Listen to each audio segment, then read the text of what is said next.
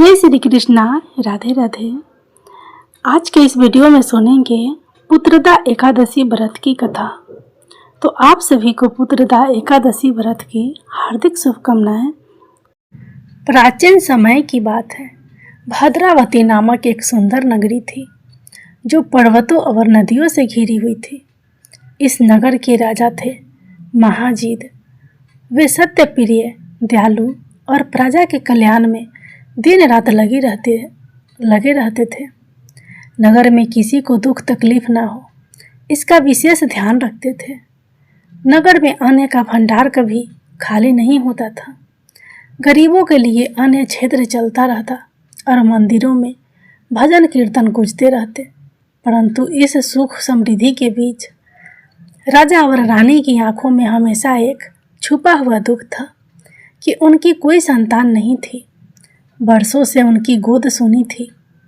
राजा महाजीत की पत्नी रानी चंद्रिका अत्यंत गुणवान और भगवत भक्त थी। विवाह के कई वर्ष बीत जाने के बाद भी उनके घर में संतान का जन्म नहीं हुआ। दोनों ने हर संभव प्रयास किए, बड़े बड़े यज्ञ, तप, तीर्थ यात्रा की, पर कोई परिणाम नहीं मिला। रानी अक्सर मंदिर के कोने में बैठकर भगवान विष्णु के चरणों में आंसू बहाया करती थी और राजा महाजीत भी अपने महल की छत पर रात भर चुपचाप आकाश की ओर देखते रहते थे, जैसे भगवान से मौन प्रार्थना कर रहे हो। राजा जानते थे कि राज्य के भविष्य के लिए उत्तराधिकारी होना आवश्यक है। एक दिन उन्होंने अपने मंत्रियों को बुलाया और कहा, हमने सब कुछ किया परंतु संतान सुख से वंचित है। यह चिंता अब हमें दिन रात खाई जा रही है। मंत्रियों ने सलाह दी, महाराज, किसी तपस्वी ऋषि से मार्गदर्शन लीजिए। प्रभु की कृपा से कोई न कोई मार्ग अवश्य निकलेगा। इसी समय राज्य में एक महान तपस्वी महर्षि लोमस पधारे। महाजीत ने रानी चंद्रिका के साथ उनके दर्शन किए और अपनी व्यथा सुनाई। राजा की आंखों से आंसू बहते हुए बोले, भगवान, राज्य समृद्धि है, प्रजा सुखी है, परंतु संतान ना होने के कारण हमारा जीवन अधूरा है। कृपा कर कोई उपाय बताइए। महर्षि लोमस ने ध्यान करके कहा, राजन, पूर्व जन्मों के कर्मों के कारण ही इस जन्म में संतान सुख नहीं मिला है, परंतु एक उपाय है, पुत्रदा एकादशी का व्रत। इस व्रत को पूरे विधि विधान से सच्चे मन से करने पर भगवान विष्णु संतान सुख का वरदान देते हैं। महर्षि लोमस की बात सुनकर राजा रानी ने तुरंत व्रत का संकल्प लिया। उन्होंने तय किया कि इस बार का पुत्रदा एकादशी व्रत वे पूरी प्रजा के साथ करेंगे ताकि पुण्य का फल भी बढ़े। पुत्रदा एकादशी से एक दिन पहले पूरा नगर दीपमालाओं से सजाया गया। मंदिरों में केसर, चंदन, कमल के फूलों से विशेष साज सज्जा की गई। नगरवासियों से भी कहा गया कि वे भी व्रत रखें और रात्रि में जागरण करें। राजा और रानी ने उपवास का निश्चय कर गंगा जल से स्नान किया और उन्होंने पीले वस्त्र पहने, रत्न जटित मुकुट नहीं बल्कि सादे पुष्पों की माला धारण की और भगवान के सामने दास्तव भाव से खड़े हुए। राजा ने हाथ जोड़कर भगवान से प्रार्थना की, हे विष्णु भगवान, मैं केवल राज्य के उत्तराधिकारी के लिए नहीं बल्कि इस राज्य की प्रजा के भविष्य के लिए संतान की कामना कर रहा हूँ। हे भगवान, हम पर कृपा करें और हमारी गोद भरे। रानी चंद्रिका ने भगवान को तुलसी दल अर्पित करते हुए कहा, प्रभु, यदि मेरा पतिव्रत धर्म सच्चा है तो हमारी सुनी गोद को पुत्र रतन से भर दीजिए। रात को महल के प्रांगण में भजन कीर्तन हुआ। शंख, मृदंग और बीना की ध्वनि से वातावरण भक्तिमय हो गया। राजा रानी आंसू लिए भजन गाती रहे। और अंतिम पहर में रानी चंद्रिका को सपना आया कि भगवान विष्णु ने शंख चक्र गदा पग्घा के साथ प्रकट होकर मुस्कुराते हुए कहा, रानी तुम्हारा व्रत हमें स्वीकार है, तुम्हें शीघ्र ही एक तेजस्वी पुत्र की प्राप्ति होगी। कुछ महीनों बाद रानी गर्भवती हुई। इस समाचार से नगर में उत्सव मनाया गया। घर घर दीप जलाए गए, मिठाइयाँ बांटी गई और मंदिरों में भगवान विष्णु का धन्यवाद किया गया। समय आने पर रानी ने एक सुंदर पुत्र को जन्म दिया। बालक का नाम रखा गया अर्जुन सेन। उसके जन्म से जैसे पूरे नगर में खुशियाँ लौट आई। अर्जुन सेन बचपन से ही साहसी, बुद्धिमान और दयालु था। शिक्षा पूरी करके युद्ध कला और नीति शास्त्र में निपुण हुआ। वह प्रजा को स्नेह की दृष्टि से देखता और गरीबों की सहायता करता। उसके भीतर पिता महाजीत की तरह धर्म और माता चंद्रिका की तरह भक्ति का सुंदर संगम था। एक बार राज्य में महामारी फैली। तब अर्जुन सेन ने स्वयं बीमारियों की सेवा की और राज्य को संकट से उबारा।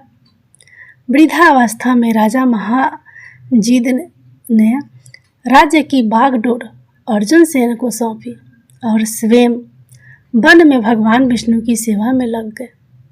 उन्होंने रानी से कहा, देखो देवी, पुत्रदा एकादशी ने हमें केवल पुत्र ही नहीं दिया, बल्कि एक ऐसा पुत्र दिया जो प्रजा के लिए भी वरदान बन गया। रानी की आंखें श्रद्धा से छलक उठी। अर्जुन सेन के राज्यकाल में भद्रावती नगरी समृद्ध और शांतिपूर्ण रही। सभी लोग भगवान विष्णु की कथा सुनते, व्रत रखते और अपने जीवन को धन्य करते। नगर वासियों में यह कहावत प्रसिद्ध हो गई कि जहाँ पुत्रदा एकादशी का व्रत होता है, वहाँ श्री हरि विष्णु भगवान स्वयं अपनी कृपा बरसाते हैं। पुत्रदा एकादशी का व्रत केवल पुत्र प्राप्ति के लिए नहीं, बल्कि भगवान पर अटूट विश्वास और धर्म के मार्ग पर चलने का प्रतीक है। जब प्रार्थना सच्चे मन से की जाती है तो प्रभु असंभव को भी संभव कर देते हैं। प्रेम से बोलिए, श्री हरि विष्णु भगवान की जय। अब सुनिए पुत्रदा एकादशी की दूसरी कथा। काशी नगरी के बाहर घने वन में एक ब्राह्मण दंपति रहते थे। पति का नाम था देवदत्त और पत्नी का नाम था सुभद्रा। वे अत्यंत निर्धन थे, परंतु चरित्र से महान और भगवान श्री विष्णु के अन्य भक्त थे। देवदत्त प्रतिदिन गांव-गांव जाकर यजमानों के यहाँ वेद पाठ करते, पूजा कराते और जो कुछ भी दक्षिणा मिलती उसी से घर चलता।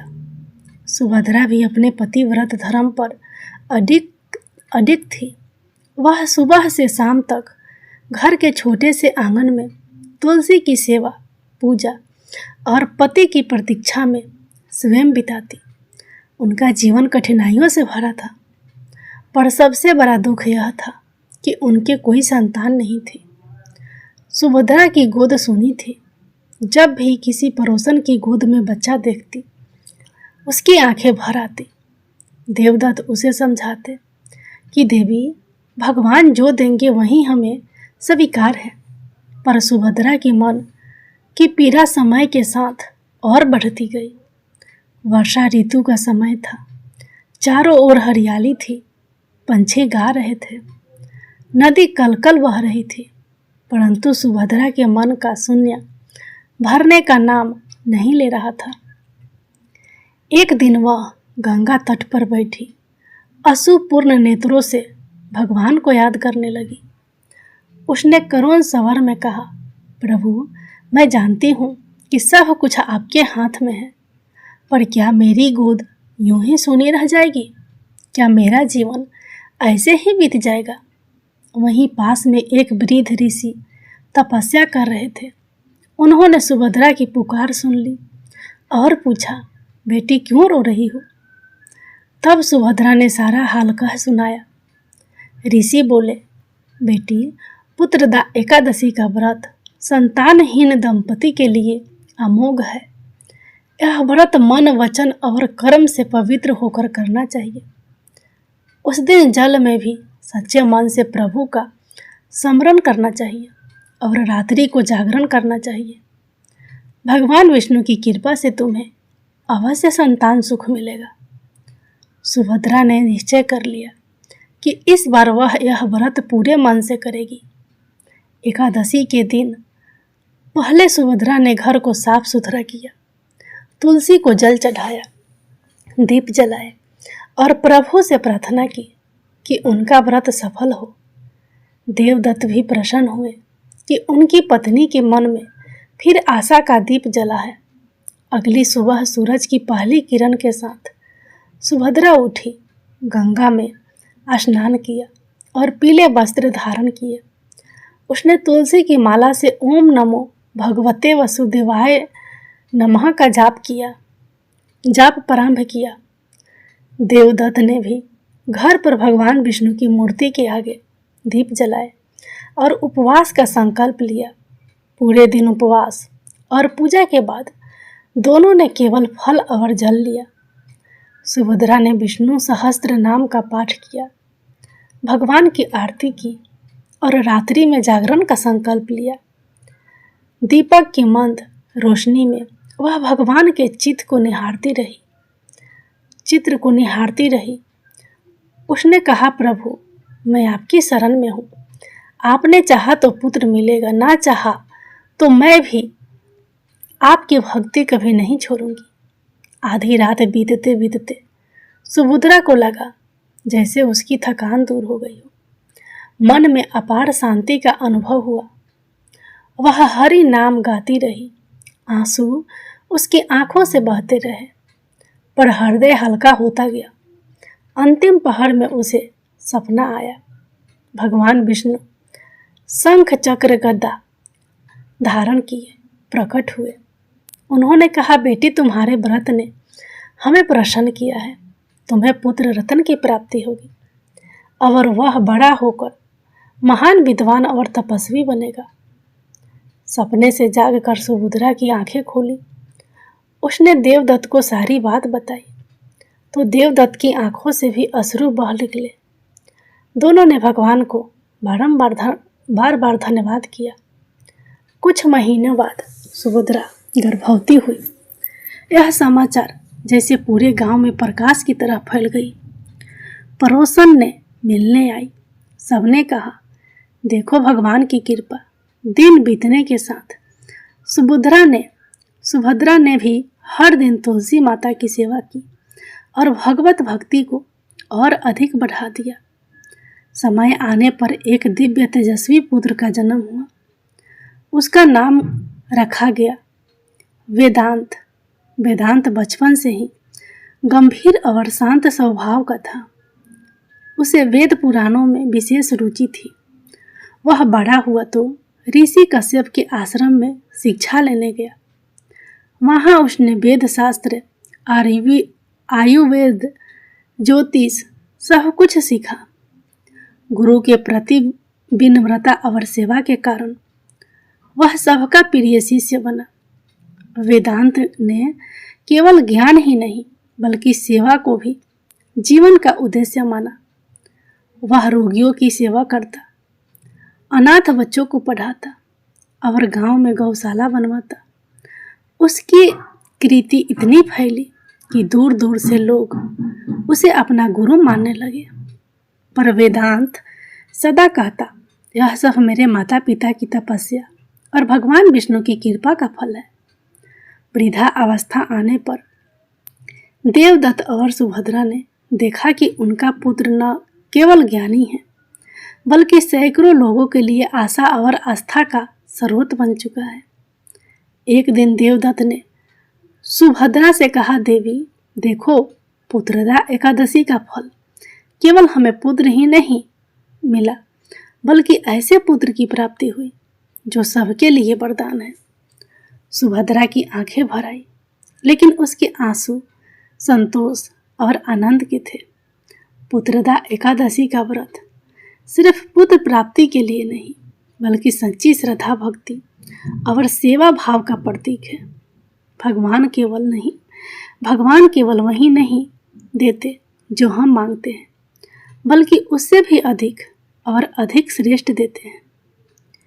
प्रेम से बोलिए, श्री लक्ष्मी नारायण भगवान की जय।